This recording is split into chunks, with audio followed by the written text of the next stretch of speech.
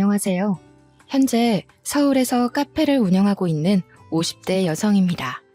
한가한 요즘 지인의 추천으로 사연 채널을 접하게 되었는데요. 처음에는 그저 무료함을 달래기 위해 접하게 되었던 사연 채널은 어느새 일상을 함께하게 되었네요. 사연을 들어보니 몇몇 분들은 가슴에 묻어두었던 이야기를 소개하고 후련함을 느꼈다고 하시더라고요. 그래서 오늘 저 또한 아무도 모르게 혼자서만 간직했던 이야기를 꺼내보려고 해요. 그럼 시청자분들이 저의 이야기를 듣고 삶의 원동력을 얻길 바라며 이야기를 시작하도록 하겠습니다. 교직에 몸담고 있는 부모님 덕분에 저는 어릴 적부터 신동소리를 들을 만큼 공부를 잘했었어요. 부모님의 도움으로 이런 저의 성적은 꾸준히 유지가 되어 서울 상위권 대학교에 무사히 입학할 수 있었죠. 다른 친구들은 대학교에 입학한 후 다른 학교 학생들과 만나 놀러 다니기 바빴는데요. 성격 자체가 시끄러운 것을 싫어하는 저는 새로운 사람을 만나 몰려다니는 것이 귀찮게 느껴지더군요. 그래서 의도치 않게 공부에만 매진하게 된 것이고요. 다른 동기들이 놀러 다닐 동안 공부를 해서인지 성적은 항상 상위권을 차지했고 어느새 교수님들의 기대를 한몸에 받는 학생이 되어 있었죠. 교수님들께서는 하나같이 대학원에 가 교수의 길을 걸어보는 것이 어떻겠냐며 권유를 해주셨습니다. 성실함과 뛰어난 두뇌가 아깝다면서요. 공부하는 것을 좋아했기에 교수님의 말씀처럼 대학원에 진학해 더 공부를 하고 싶었는데요. 세상 모든 일이 자기 뜻대로 되지 않듯 저 또한 대학원에 진학하지 못하게 되었네요. 대학교를 졸업하자마자 가부장적이던 아버지의 뜻에 따라 맞선을 보고 결혼을 하게 되었거든요. 맞선을 보라는 말을 들었을 때만 해도 아버지를 설득해보려 노력을 했습니다. 왜 그런 말이 있잖아요. 아무리 깐깐하고 엄한 부모라고 해도 결국 자식을 이기는 부모는 없다는. 아버지 또한 그럴 거라고 생각했어요. 아무리 아버지가 가부장적이셨어도 딸이 간절히 설득을 한다면 대학원 정도는 보내주실 거라 여겼거든요. 하지만 아버지는 외동딸의 투정으로 자신의 뜻을 꺾을 만큼 호락호락하지 않은 분이셨어요. 대학원 얘기가 나오면 역정을 내시는 아버지로 인해 결국 맞선을 나가게 되었고요. 다른 사람들이 보기에 멀쩡히 대학교까지 보낸 딸을 빨리 시집 보내려는 아버지가 이상하다고 생각할 수도 있는데요. 여기에는 그만한 사정이 있었습니다. 사실 저는 어렸을 때부터 몸이 약해 툭하면 쓰러지기 일쑤였는데요. 아버지께서는 이런 약한 몸을 걱정하셔서 외동딸인 저에게 하루라도 빨리 짝을 지어주려고 한 것이었죠. 그렇게 남편과 처음 맞선을 보게 된 것이죠. 아버지의 강요로 인해 어쩔 수 없이 나온 맞선 자리였지만 남편은 수더분하고 참 괜찮은 사람이었어요. 남편과 만나는 횟수가 많아질수록 그 생각에는 변함이 없었고 결국 맞선을 본 지 한 달 만에 남편과 결혼을 하게 되었답니다. 다른 사람과 맞선을 본다고 해서 남편보다 더 나은 사람이 나타날 것 같지는 않았으니까요. 결혼 후에는 남편이 일하고 있는 회사 근처로 이사를 가 그곳에서 신혼생활을 시작하게 되었답니다. 물론 서로 처음부터 사랑 때문에 시작한 결혼이 아니었기에 서로에게 딱 맞는 배필이라는 생각은 들지 않았지만 저희 부부는 서로에게 양보하고 배려하려고 했기에 큰 문제없는 신혼생활을 보낼 수 있었네요. 남편에게 고맙기도 했어요. 남편이 대기업에 다니는 덕분에 안정적으로 전업주부 생활을 할 수 있었으니까요. 그리고 신혼생활을 보낸 지 1년 만에 저희 부부 사이에서는 사랑스러운 딸아이가 태어나게 되었죠. 주변 지인들은 아이를 키울 바에는 차라리 매일 야근을 하겠다고 선언을 할 정도로 아이를 키우는 것이 힘들다며 푸념을 했는데요. 타고나길 순하고 착하게 태어난 딸 덕분에 저희 부부는 육아가 힘들기는커녕 오히려 즐거웠는걸요. 하루하루 커가는 딸아이의 모습을 옆에서 지켜보는 것은 그 무엇과도 바꿀 수 없는 큰 기쁨이었고요. 딸아이를 볼 때면 행운을 가져다준 복덩이라는 생각이 들 정도로 딸아이가 태어난 후 저희 부부에게는 좋은 일만 일어났답니다. 청약에 당첨돼 더 좋은 곳으로 이사를 갈 수 있었던 것은 물론 과장에 머물러 있던 남편은 차장으로 승진까지 했거든요. 무탈하게 지내던 저희 가족은 딸아이가 고등학교에 올라가게 된 후 이사를 가게 되었어요. 청약이 당첨된 아파트는 남편이 다니는 회사와 멀다는 이유로 다른 사람에게 세를 주고 있었지만 고등학생이 된 딸에게 더 나은 교육 환경을 제공해주고 싶었기에 이사를 가게 되었죠. 딸아이에게 공부하기 좋은 환경을 만들어주기 위해 이사를 가긴 했지만 친구가 없어 힘들어하는 딸아이의 모습을 보니 후회가 되더라고요. 괜한 욕심으로 인해 딸아이에게 상처를 준 건 아닌가 하는 생각이 들기도 했습니다. 하지만 그것도 잠시 본성이 밝고 씩씩한 딸은 새로운 환경에 금방 적응을 해 학교 생활도 잘하며 곧잘 좋은 성적을 받아오더군요. 그리고 3개월 후 딸아이는 처음으로 집에 친구를 데려왔네요. 딸아이가 말하길 집으로 데리고 온 친구가 자신의 학교 생활을 잘할 수 있도록 도와준 은인이라고 하더군요. 그 말을 들으니 딸아이의 친구에게 더없이 고마웠어요. 그 후로도 딸아이의 친구는 종종 저희 집으로 놀러오게 되었죠. 딸아이와 둘도 없는 사이가 된 아이에게 항상 고맙다는 생각을 했는데요.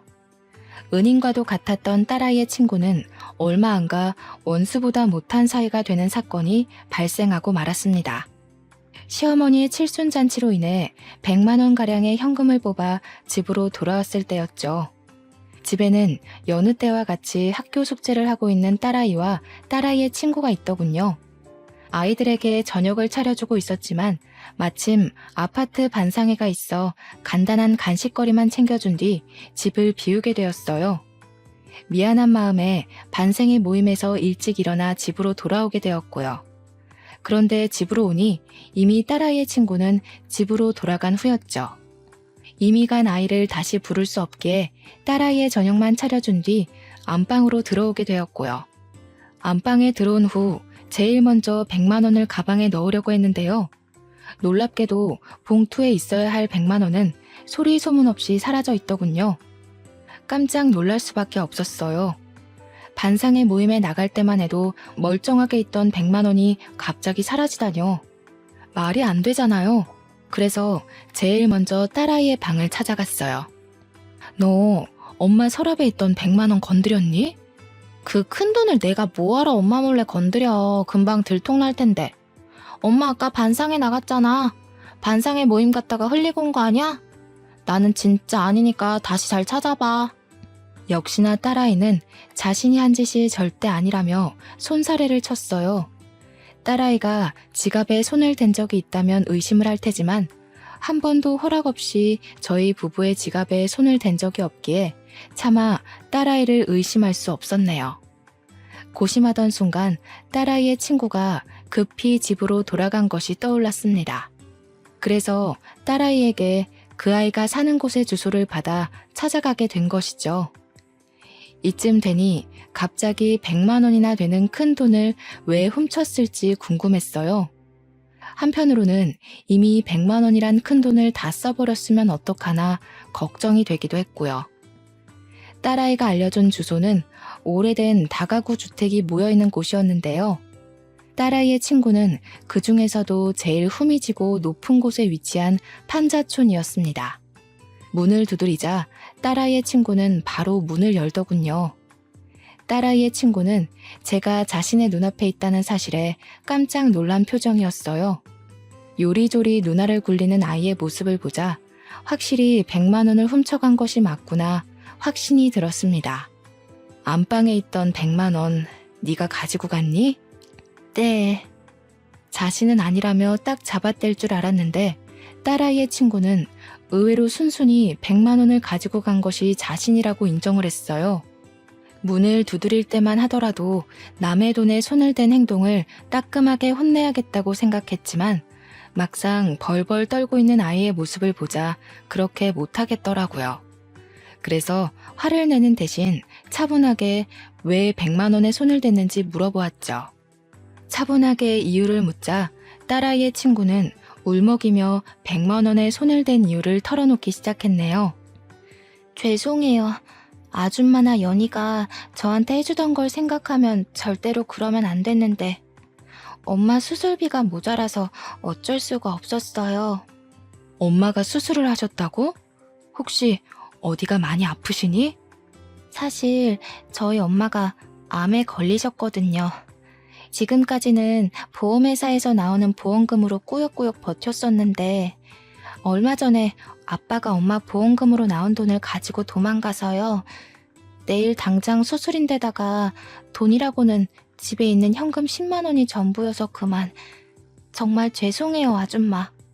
그러면 안 됐었는데 100만 원 보자마자 눈이 뒤집혀서 배은망덕하게 아줌마가 저한테 잘해주신 것도 까먹고 그만 실수를 저지르고 말았어요. 처음에는 아이의 말을 쉽게 믿을 수가 없었습니다. 아무리 어리다고는 해도 돈 앞에서는 얼마든지 영악해질 수 있는 게 사람이잖아요. 하지만 딸아이의 친구를 따라 병실에 들어간 후 저는 그 아이의 말을 믿을 수밖에 없었네요. 침대에는 위태롭게 산소 호흡기를 꽂은 채 앙상하게 말라있는 여자가 누워 있었거든요. 숨만 간신히 쉬고 있는 여자를 보자 가슴이 찡하게 올려오더군요. 아직 20살도 안 된 어린 것이 수술비가 없어서 얼마나 발을 동동 굴렀을까라는 생각 때문에요. 그리고 이런 안타까움은 아픈 아내와 딸을 두고 도망갔다는 남자에 대한 의아함으로 이어졌어요.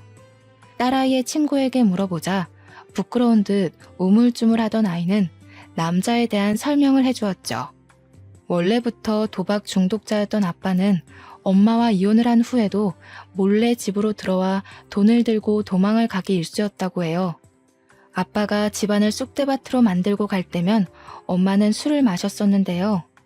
처음에는 한 병으로 시작하던 주량이 나중에는 주체할 수 없을 정도로 늘어나 결국 암에 걸리기까지 했다더군요. 기가 막혔습니다. 결국 아이의 엄마가 아프게 된 것도 착하던 아이가 남의 돈에 손을 대게 된 것도 모두 아빠라는 작자가 도박에 손을 대며 생긴 일이잖아요. 죄송하다며 연신 고개를 조아리는 아이의 모습을 보니 착잡했던 마음은 더 깊어만 졌고요. 잘못된 선택을 할 수밖에 없었던 아이의 마음을 떠올리자 마음은 무거워졌고 결국 직접 나서서 병원비를 해결하기로 마음을 먹게 되었네요. 통장에는 남편 몰래 아파트 아이들의 공부를 도와주며 모아두었던 500만 원이 들어있었거든요.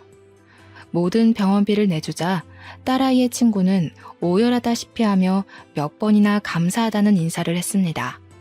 자신이 열심히 일을 해 꼭 돈을 갚겠다는 말까지 하면서요. 아직 고등학생밖에 되지 않은 딸아이의 친구에게 당장 500만 원을 갚으라는 말은 하고 싶지는 않았어요. 그래서 성인이 된 후 차근차근 갚으라는 말을 한 것이고요. 원래부터 성실하고 공부까지 잘하는 딸아이의 친구가 500만 원을 갚을 거라 믿어 의심치 않았습니다. 하지만 딸아이의 친구는 그 후 아예 연락을 두절하고 말았어요. 이 일로 인해 딸아이의 친구에 대한 굳건한 믿음은 완전히 부서지고 말았죠. 이 사건을 알게 된 딸아이는 불같이 화를 냈습니다. 그럴 만도 했어요. 가장 친하다고 생각했던 친구가 자신의 부모에게 500만 원을 빌린 것도 모자라 연락도 끊은 채 야반 도주를 했으니까요. 이미 흔적도 없이 사라진 딸아이의 친구를 찾을 수 없었기에 액땜한 셈 치며 그냥 넘기자고 했는데요. 그 말을 듣자 딸아이는 절대 그냥 둘 수 없다며 펄쩍 뛰더군요. 말도 안 돼. 엄마 미쳤어? 얌체같이 남의 집 돈이나 탐내는 애랑 친하게 지낸 것만 생각해도 속이 뒤집힐 것 같은데 엄마까지 도대체 왜 그래? 500만 원이 누구 집 개 이름도 아니고 도망갔으면 어떻게든 찾아서 당장 갚으라고 말을 해야 할 거 아냐. 말 들어보니까 사정이 딱하더라. 아빠라고 하나 있는 사람은 도박에 미쳐서 제 처랑 자식도 버리고 도망간 것도 모자라서 수술비까지 가지고 도망갔다고 하던데 딱하지 않니? 그냥 없는 돈이었던 셈치고 우리가 눈 감아주자. 잘났어 정말. 세상 착한 일은 엄마 혼자 다 하지? 엄마는 도대체 사람이 왜 그렇게 물러 터졌어? 걔가 엄마 돈 먹고 도망치려고 거짓말한 거일 수도 있잖아.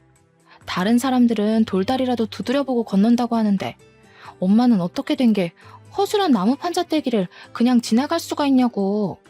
이미 끝난 일이잖아. 그렇다고 우리한테 큰 피해를 준 것도 아니고. 어디 지연이를 우리가 하루 이틀 보니? 우리한테 사기칠 사람 아니란 거 네가 제일 잘 알잖아. 그러지 말고 우리가 이해해주자. 아빠란 작자는 도망가고 하나밖에 없는 엄마는 아파서 사경을 헤매고 있는데 그 어린 것이 어떻게 제정신일 수가 있겠니? 작정하고 꾸민 일일 수도 있지. 세상에 믿을 사람이 어디 있다고. 제정신이 아닌 게 아니라 뽕으로 받은 500만 원을 갚기 싫었던 거겠지. 엄마가 뭐라고 하던 나는 지연이 찾아내서 500만 원도 돌려받고 사과도 받을 거야.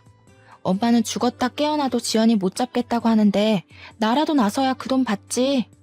딱한 사정을 눈감아 주려고 했지만 제 아빠를 닮아 불같은 성정을 가진 딸아이는 절대 용서할 수 없다며 씩씩거리기까지 하더군요. 몇 번이나 말려보았지만 한 번 눈이 돌아간 딸아이에게 알량한 말 따위는 전혀 효과가 없었네요. 그 후 딸아이는 주변 지인들에게 수소문하여 저에게서 500만 원을 빌려간 친구를 찾으려 했지만 아이의 노력과는 달리 3개월이 지나도 그 아이를 찾기는커녕 흔적도 찾기가 어려웠는걸요. 결국 반년이 지나자 딸아이 또한 친구를 찾는 것을 포기하게 되었습니다. 대학교에 입학한 딸아이는 이전과 달리 무척 바쁜 나날을 보냈거든요. 처음 딸아이가 대학교에 들어갈 때만 하더라도 드디어 온전한 내 생활을 보낼 수 있을 거라고 생각을 했는데요. 막상 텅 빈 딸의 방을 보니 공허한 기분이 들었어요. 남편이라도 같이 있으면 그나마 좀 나았겠지만 남편은 언제나 바쁜 회사 일정으로 야근을 했기에 텅 빈 기분은 좀처럼 나아질 기미가 보이지 않았는걸요. 그래서 커피 공부를 하기 시작한 거예요. 혼자 있는 것보다는 무엇이든 배우는 것이 공허한 기분을 채우는 데 도움이 될 것 같았거든요. 그리고 이런 예상은 딱 들어맞았습니다. 평소 커피에 대해 관심이 많아서인지 커피에 관해 배우는 것은 질리지도 않고 참 재미있었죠. 커피 학원에 다닌 지 3개월 만에 바리스타 자격증까지 따게 되었는데요. 처음에는 그저 자격증만 따고 끝내자고 생각했었지만 시간이 지나다 보니 점차 욕심이 생기더군요. 나만의 카페를 차려서 다른 사람들에게 커피를 내려주고 싶다는 욕심이요. 남편에게 이런 작은 소망을 제일 먼저 이야기하게 됐는데요.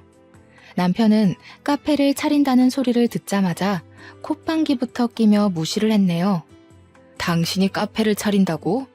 쓸데없는 소리 하지 말고 밖에서 뼈 빠지게 고생한 신랑 밥이나 잘 차려주고 집안 살림이나 잘해.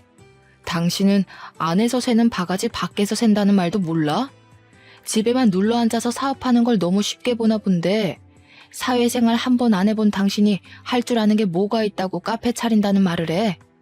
괜히 나댔다가 일 키우지 말고 그냥 집에서 밥이나 하면서 살아. 그게 당신한테 어울리니까. 당신 말을 왜 그렇게 해?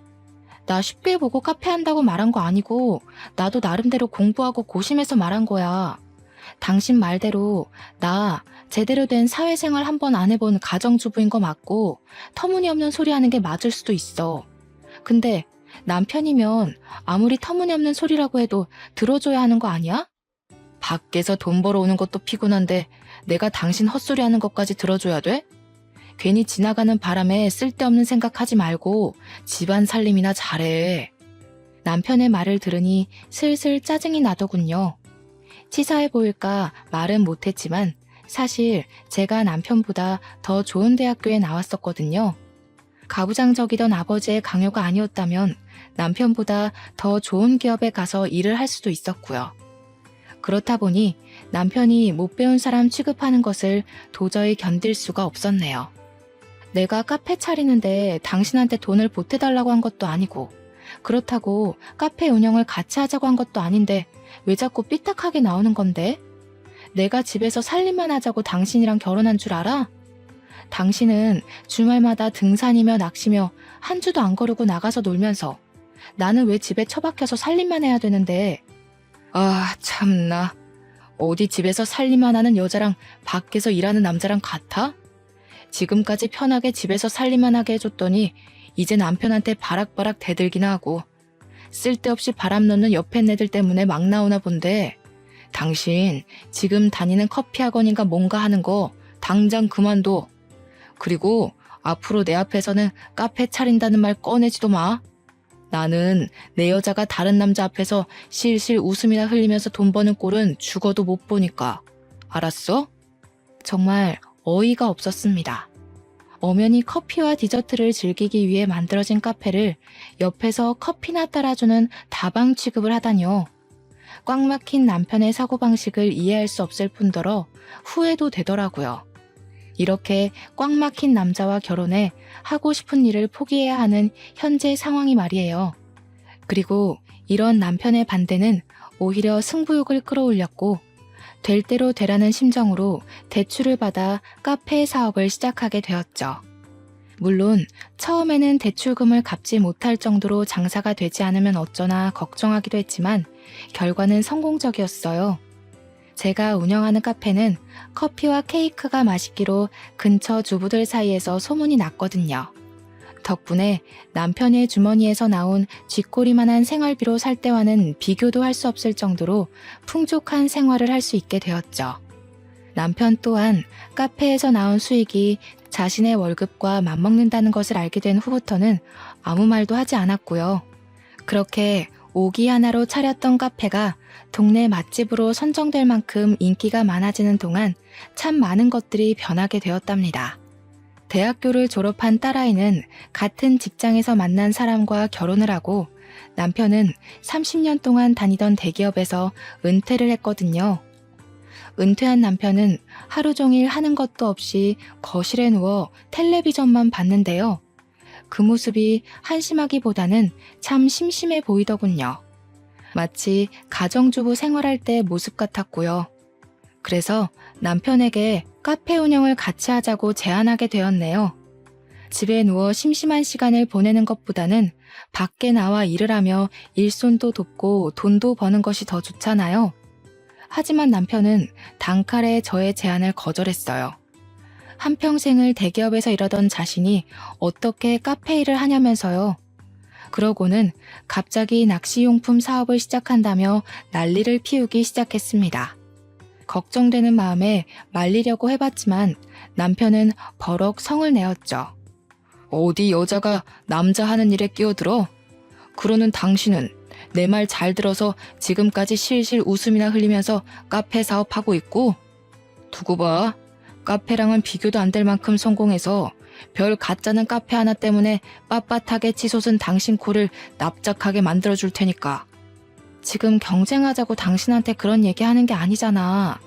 카페야 나이에 상관없이 다들 많이 온다고 하지만 낚시는 다르잖아. 바닷가에서 자리 잡고 시작해도 운영될까 말까 한 게 낚시용품 사업인데 바다는커녕 제대로 된 강가도 없는 여기서 누가 낚시용품을 사겠냐고. 이렇게 생각하는 게 짧으니 사회에 나와서도 남자들한테 밀리지. 인터넷으로 팔면 되지 뭐하러 바닷가까지 가서 물건을 파냐고. 당신 나한테 훈계할 시간에 가서 공부나 더 하고 와. 되지도 않는 머리 굴리면서 하늘 같은 서방 기껏 끌 생각이나 하지 말고. 걱정이 돼서 한 말이었지만 남편은 제가 자기를 무시한다고 생각하는 모양이었어요. 오해를 하는 남편에게 다시 이야기를 하려 했지만 남편은 그때마다 직장 생활을 하지 않은 것을 걸고 넘어지며 헐뜯기 바빴는걸요. 딸까지 합세하여 남편을 말려보았지만 사업을 하겠다는 남편의 고집을 꺾기에는 역부족이었고 남편은 결국 사업을 하고 말았네요. 착잡한 마음 때문에 잠도 설치는 저희 모녀와 다르게 남편은 그저 신나 보였어요. 그럴 만도 했습니다. 한평생 회사원으로 살았던 남편은 한 번이라도 사업을 해 사장님 소리를 들어보고 싶다는 말을 입에 달고 살았거든요. 남편은 사무실에서 새우잠을 자며 열심히 일을 했는데요. 열정 넘치고 간절하던 모습은 정확히 6개월 후 귀신같이 사라지고 말았죠. 제가 뜯어 말릴 정도로 사무실에서 살림을 차리던 모습은 온데간데 없이 거실에서 리모컨만 만지작거렸고요. 사업을 내팽개친 남편의 모습을 보니 실망스러움을 감출 수가 없더군요. 큰 성공을 바란 것은 아니지만 가족의 반대까지 겪으며 시작한 일을 흐지부지하게 끝내다니 있을 수 없는 일이잖아요. 당신 계속 집에서 리모컨만 붙잡고 있을 거면 제발 사업 정리라도 해. 다달이 사무실 유지에 들어가는 돈이 얼만데 당신은 아깝지도 않아? 다른 집 마누라들은 남편이 사업한다고 하면 기 살려주려고 온갖 내조는 다 한다던데. 이거는 뭐 내조는커녕 잔소리만 하고 있으니 이래서 머리 검은 짐승은 거두면 안 된다고 하는 건데 내가 당신 하나 편하게 가정주부 시켜주겠다고 뼈 빠지게 일한 게 몇 년인데 그 은혜는 다 어디로 팔아먹으시고 쉬고 있는 남편 바가지나 긁어대는지. 내 사업 망하면 그건 다 당신 입에서 나오는 재수없는 잔소리들 때문이니까 그런 줄 알아. 기가 막혀서 쥐꼬리만한 생활비 주면서 생색은 생색대로 내는 당신 때문에 내가 그동안 얼마나 힘들었는데. 사실 카페 사업 시작한 것도 다 몇 푼 되지도 않는 푼돈 가지고 장난질하면서 사람 심란하게 만들었던 당신 때문이야. 그깟 몇 푼? 당신이 말하는 그깟 몇 푼 벌려고 나는 지난 30년 동안 발바닥이 터지도록 뛰어다녔어. 아유, 됐어. 사회생활도 안 해본 무식한 옆에 내가 뭘 알겠냐? 그냥 말을 말아야지. 참 씁쓸했습니다. 그동안 가족의 행복을 위해 참 열심히 일했다고 생각했었는데 남편에게 돌아온 말이 고작 무식한 옆했네라뇨. 이런 말을 듣고 나니 남편이 아닌 돌아가신 친정아버지가 미워지더군요. 친정아버지께서 저에게 결혼이 아닌 취업을 할 수 있도록 도와주셨다면 최소한 무식한 옆했네라는 소리는 안 들었을 테니까요. 말다툼 후 투명인간 취급을 하는 남편을 보며 결혼은 왜 했을까란 후회감이 밀려옴과 동시에 덜컥 겁이 났는걸요. 남편의 사업이 망해 빚쟁이가 되면 어떡하나 라는 걱정이요. 그리고 이런 저의 걱정은 정확히 1년 후 현실로 다가오고 말았네요. 값싼 중국산 용품을 국내산이라 속여 판 것이 결정적인 발단의 원인이었어요. 남편은 원산지를 속였을 뿐만 아니라 싸구려 용품을 비싼 값에 파는 양심 없는 짓까지 했죠. 저희 모녀는 이제라도 사업을 접으라며 빌었지만 정신을 못 차린 남편은 사채업자에게까지 돈을 빌려 사업을 이어나갔고 결국 저희 가족은 건널 수 없는 강을 건너고 말았습니다. 눈덩이처럼 불어나는 이자를 갚지 못하자 사채업자들은 귀신같이 찾아와 남편을 독촉했는데요. 그제야 사태의 심각성을 깨달은 남편은 사업을 정리하려 했지만 이미 상황은 최악으로 치닫고 있었죠. 남편이 사업에서 실패한 후 저희 가족에게 남은 것은 막대한 빚더미뿐이었어요. 남편은 막노동을 하며 돈을 벌었고 하루에 6시간만 카페를 운영하던 저는 영업시간을 24시간으로 바꾸며 빚을 갚기 위해 노력했습니다. 딸아이는 임신 막달의 몸으로 육아휴직도 쓰지 못한 채 일을 나갔고요. 하지만 이런 힘든 상황과 별개로 빚은 늘어만 갔어요. 한평생 살았던 아파트까지 팔았는데 말이죠. 어떻게든 긍정적으로 생각해보려 했지만 나아질 기미가 보이지 않는 상황이 지속되다 보니 머릿속에는 부정적인 생각만 가득했습니다. 부정적인 생각이 가득 찬 머리는 자연스럽게 남편을 원망하게 되었고요. 울고불고 매달렸을 때 사업 접었으면 이 나이에 빚 갚느라 고생할 일은 없었을 텐데 도대체 이게 무슨 날벼락이야? 사업을 하다 보면 실수할 수도 있는 거지. 뭘 그런 걸 가지고 난리야? 당신 아니어도 신경 쓸 게 산더미니까 쓸데없이 짓거려서 일 망치지 말고 가게 문 열고 커피나 팔아. 당신이 커피를 많이 팔아야 그만큼 빚이 줄어들 테니까. 임신 막달인 딸내미까지 일 다니게 해놓고 당신은 미안하지도 않아? 우리는 그렇다고 쳐도 임신한 연인은 도대체 무슨 죄인데? 임신해서 좋은 것만 줘도 모자랄 판에 부모가 진 빚까지 갚으라 하는 게 당신은 말이 된다고 생각해? 그래, 마누라며 딸내미까지 길바닥 나가 돈 벌게 시킨 내가 나쁜 놈이지. 당신 이 말이 듣고 싶었던 거잖아. 아주 속이 시원하겠네. 이참에 동네에 소문나게 광고라도 하지 그래?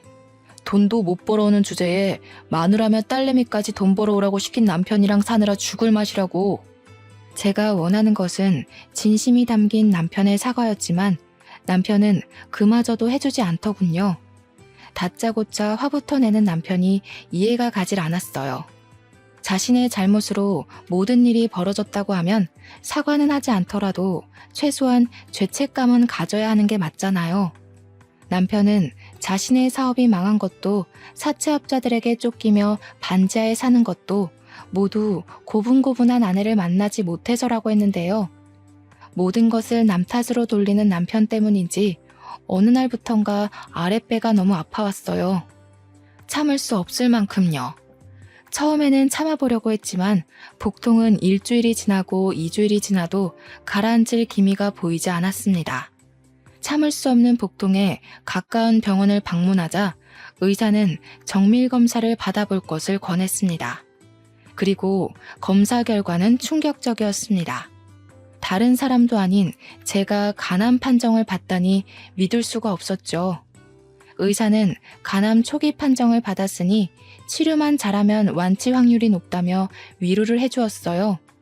무신경한 남편과 달리 어떻게든 위로를 해주려 노력하는 의사를 보니 씁쓸함은 더 심해졌죠. 빚쟁이한테 시달리는 와중에 간암에까지 걸리다니 참 하늘이 원망스럽더군요.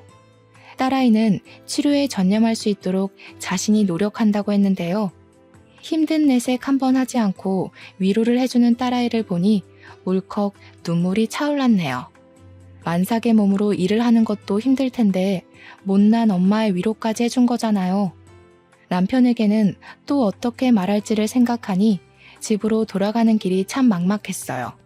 당장 한 푼이 아쉬운 상황에서 카페 영업을 중단하고 치료에만 전념한다고 하면 빚더미는 금세 불어날 게 눈에 선했거든요. 그래도 용기를 내어 남편에게 말을 꺼냈죠. 참나. 한평생 내 돈이나 파먹으면서 살던 쌀벌레 같은 마누라 드디어 쓸모있나 싶었더니 암이라고 하네. 그래도 암 초기면 금방 죽을 건 아니잖아. 요즘 기술이 좋아져서 암 초기면 금방 털고 일어난다고 하던데. 당신 괜히 입원해서 쓸데없는데 돈 날릴 생각하지 말고 통원 치료하면서 카페 일 계속해. 아빠, 그게 무슨 말이야. 엄마가 누구 때문에 암에 걸렸는데 다 아빠가 사업한다고 엄마 속 썩여서 생긴 일 아니야. 애초에 아빠가 이상한 사업한다고 뻘짓만 안 했어도 말년에 엄마가 이렇게 고생할 일은 없었다고. 이 계집애가 누굴 닮아서 이렇게 건방지게 굴어? 딸이라고 하나 있는 건 평생 밥 먹게 해준 애비한테 대들지를 않나. 마누라는 말년에 아파 죽는다고 곤란 소리를 하지 않나. 집에 암탉이 시끄럽게 굴면 재수가 없다던데 사업 한번 엎어진 걸 가지고 집안의 가장을 원수보다도 더 못하게 여기고 딸년이며 마누라며 쌍으로 집안의 가장을 무시하는데 어디 전국 팔도에 나보다 더 복없는 놈 있으면 나와보라고 해. 진짜 기가 막혀서. 아빠가 그동안 가족한테 희생한 게 뭐가 있는데? 엄마한테 꼴랑 50만 원 쥐어주고 자기는 전국 팔도 사내짐이 다 먹으러 다녔으면서 아빠는 뭐가 그렇게 떳떳하고 당당해? 꼴랑 50만 원? 대학교 졸업할 때까지 지 손으로 돈도 제대로 벌어본 적 없는 게 어디 함부로 짓거려? 아빠, 뭘 단단히 착각하고 있는데 나 대학교 들어가고 나서 엄마한테 피해주기 싫어서 손에 닥치는 대로 일하면서 내 손으로 번 돈으로 용돈하고 학비 내면서 다녔어. 근데 뭐? 돈을 제대로 벌어본 적이 없다고? 이 개집애가 어딜 자꾸 애비 말하는데 토를 달아? 됐고, 당신 돈 벌 거 아니면 보험금으로 나온 돈 반 나누고 당장 이혼서류에 도장 찍어. 난 병든 마누라 똥수발 들 생각 죽어도 없으니까. 병간호를 바란 것은 아니지만 남편의 입에서 이혼하자는 소리가 나올 줄은 몰랐네요. 아무리 사랑 없이 시작한 결혼이라지만 그래도 한 입을 덮고 지낸 시간이 20년인데 자기한테 이득이 없다는 이유로 사람을 일회용품처럼 버릴 줄은 몰랐는걸요. 남편의 반응을 본 딸 또한 남편과 당장 이혼부터 하라며 길길이 날뛰었고요. 딸아이는 계속해서 이혼할 것을 밀어붙였지만 저는 계속해서 이혼하는 것을 미뤄왔습니다. 미련하다고 생각하실 수도 있지만 시간이 지나면 남편이 정신을 차리고 이혼하자고 말한 것을 후회할 줄 알았거든요. 하지만 남편이 자신의 잘못을 깨달은 날은 오지 않았어요. 오히려 치료를 위해 입원한 병실까지 찾아와 이혼을 하라며 난동을 부렸죠. 계속해서 이혼을 강요하는 남편의 추태에 못 이겨 결국 이혼을 하게 되었습니다. 도저히 남편의 행패를 받아줄 재간이 없었으니까요. 이혼을 한 후에는 카페 영업도 중단한 채 오직 투병에만 집중하게 되었는데요. 그쯤 남편은 파산 신청을 했기에 오히려 마음이 더 홀가분하더군요. 더 이상 갚아야 하는 돈을 신경 쓸 일은 없는 거니까요. 그래서 되도록 긍정적인 마음을 먹기 위해 노력하며 투병 생활에도 그 누구보다 적극적으로 임하게 되었네요. 하지만 빨리 낫고 싶다는 간절한 마음과는 다르게 몸은 하루가 다르게 나빠졌어요. 치료를 할수록 악화되는 몸 상태에 결국 카페를 처분하기까지 이르렀고요.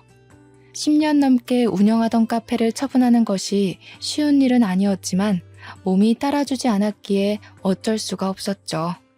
그리고 카페를 내놓은 지 일주일도 안 돼 부동산에서 연락이 오더군요. 카페를 인수하겠다는 사람이 나타났다면서요. 카페를 인수하겠다는 사람이 나타난 것은 기쁜 일이었지만 한편으로는 착잡하기도 하더라고요. 어찌되었던 10년 동안 정들었던 카페를 내놓아야 하는 일이었으니까요. 무작정 기쁘지도 무작정 슬프지도 않은 마음에 카페를 가게 되었는데요. 카페 앞에 도착하자 까무러칠 만큼 놀라고 말았네요. 카페 인수를 하겠다고 나타난 사람은 다른 누구도 아닌 딸아이의 친구였거든요. 같이 온 딸아이 또한 저와 마찬가지로 많이 놀란 듯 보였어요.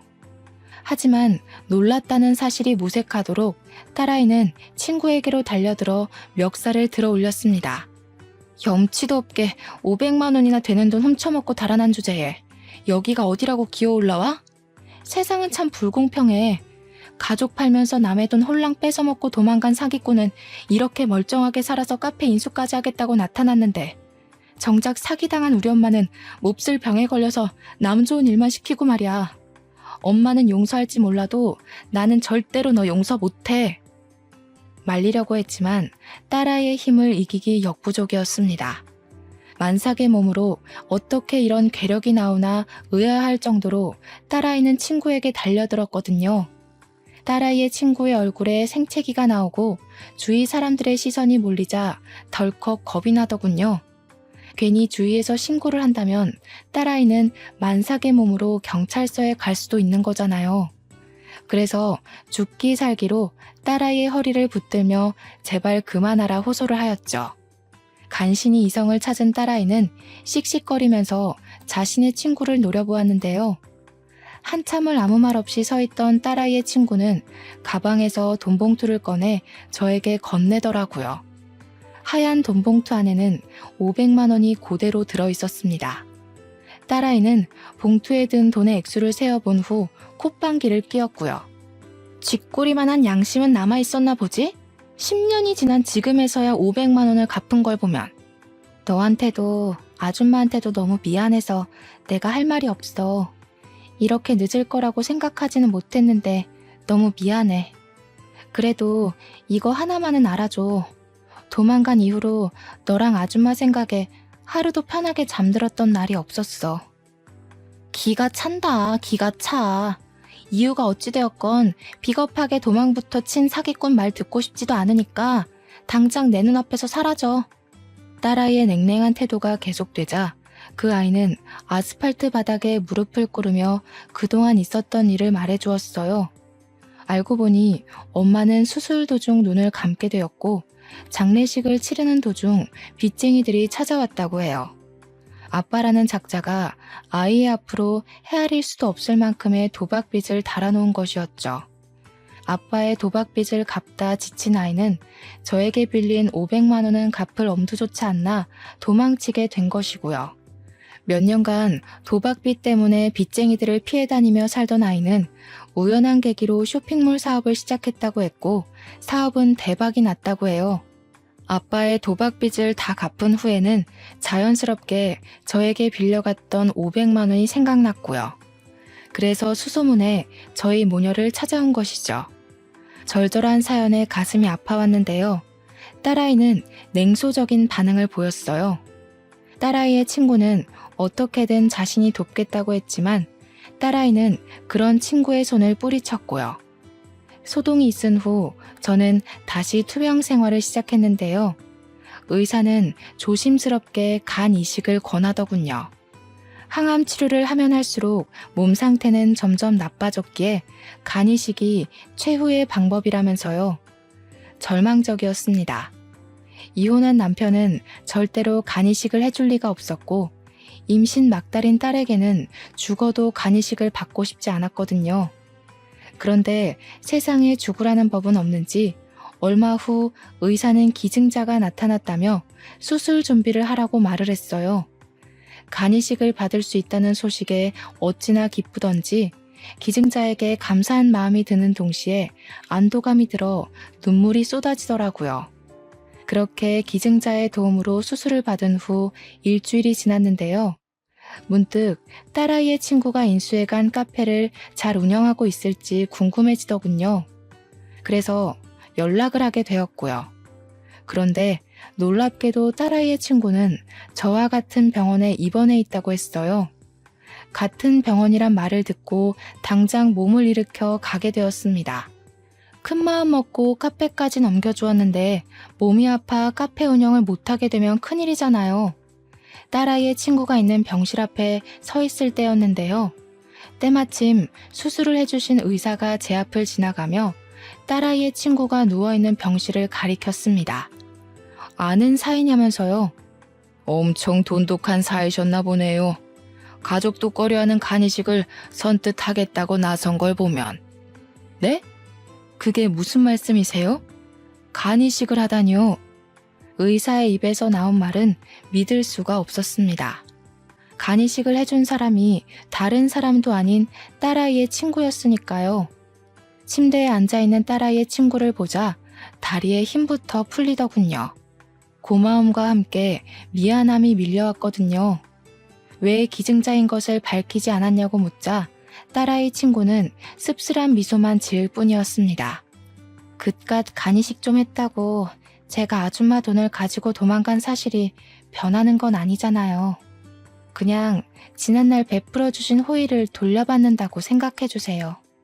세상에 그깟 500만 원이 뭐길래. 너무 고맙고 미안해서 내가 할 말이 없구나. 물론 엄마가 수술을 받아 돌아가시긴 했지만 그래도 아줌마가 500만 원을 빌려주신 덕에 후회는 안 했어요. 만약 돈이 없어서 수술을 못했다면 저 때문에 엄마가 돌아가셨다는 후회 때문에 사업을 하기는커녕 지금도 아빠 빚 갚는 걸로 쩔쩔매면서 후회나 하고 있었을 테니까요. 제가 엄마를 편하게 보내드린 것도 사업을 해서 이렇게 큰 돈을 벌게 된 것도 다 아주머니 덕분이에요. 그러니까 저한테 미안한 마음 갖지 마시고 건강하게 오래오래 사세요. 그래야 카페 영업도 다시 하시죠. 더 힘든 일을 겪었으면서 오히려 위로를 해주는 모습에 참 마음이 아파졌네요.